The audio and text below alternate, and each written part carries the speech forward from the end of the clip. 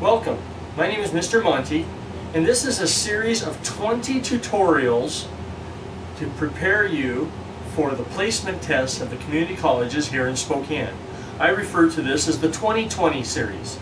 That's 20 lessons in 20 days, all taking approximately 20 minutes in order to prepare and refresh our memories on the things that will be covered in that placement test. On the first day, our lesson number 1 deals with an I can statement of coordinate points. I can find coordinate points given a function. So let's try this. The first thing I do is I create a 3-column data table. And in column 1, I have 4 arbitrary x values that I'm going to plug into our function, perform that operation, and then the outcome, the output of this function will be the y values, so we can actually find 4 coordinate points. After we find those 4 coordinate points, we're going to sketch the graph, sketch the curve, and then be able to answer some specific questions about what we've done. So let's get started. Our first arbitrary point is going to be -3. Let's take that -3 and replace the x here. So we're going to have 2 times -3 plus 5. 2 times -3 is -6 plus 5 will be -1. So our first coordinate point is going to be -3, -1.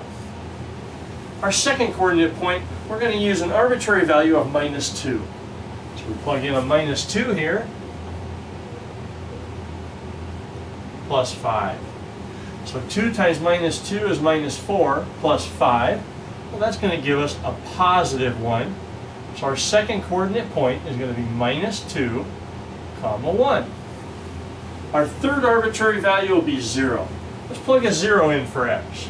2 times 0 plus 5. 2 times 0 is 0 plus 5 will be 5. So our third coordinate point, 0, 5. Our fourth one, replace x with 2. 2 times 2 is 4 plus 5 will be 9. Giving us a coordinate point of 2, 9. Now that we've found our 4 coordinate points, let's actually transfer those points onto a coordinate grid and see what we come up with. Our first one, -3, -1. So we have a point. Our second one, -2, +1. Our second point. Third point, 0, 5. 0, 5. Our fourth point, 2, 9. Let's actually connect these points and see what we come up with here.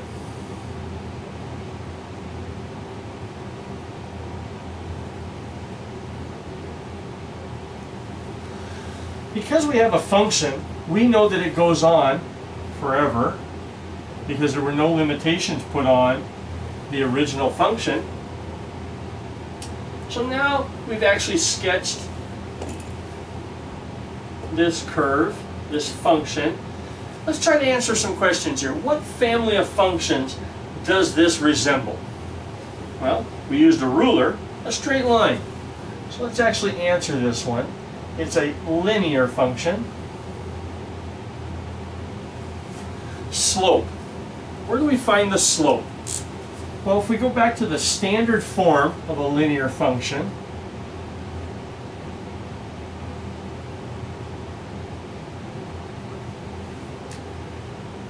the slope is the a value, so in ours, it's 2.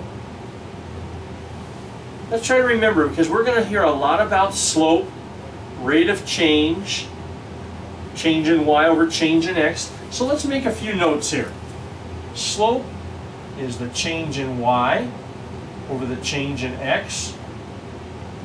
It's also referred to as the rate of change. And on an actual graph, we can mark that like this, the change in y over the changes in x. The y-intercept, a very important point, and whenever you actually graph something, let's get in the habit of marking it.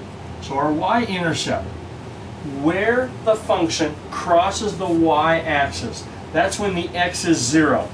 Make a note of there. That's when x is equal to 0. And in our case, 0, 5.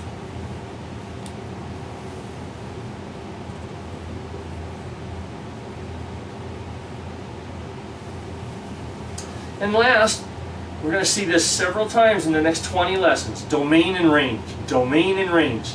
Let's come up with a good way to remember domain and range. The domain represents all the possible x values that we can put into our function.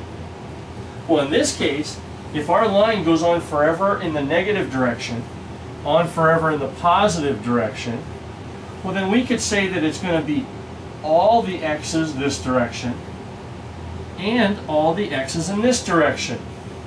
A couple of ways we can write that answer.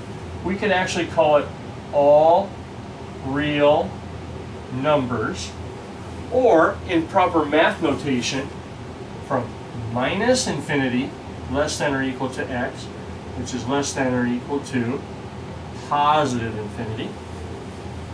Now let's talk about our range. The range represents all the possible y's that can come out, the output of our function. So no matter what x values we put in, what y values can we get? Well, in a linear function, if we put in positive infinity, we're going to get a really big positive y value. So again, all real numbers. And proper math notation,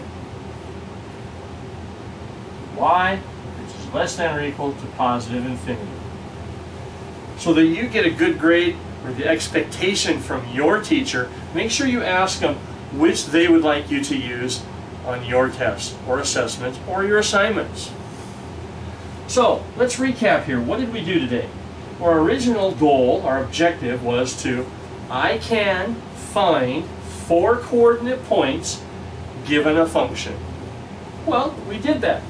Using our operation in our table, we found 4 coordinate points and were able to answer some specific questions. So we've accomplished the objective for the day. This concludes lesson 1, so we'll see you next time for lesson 2.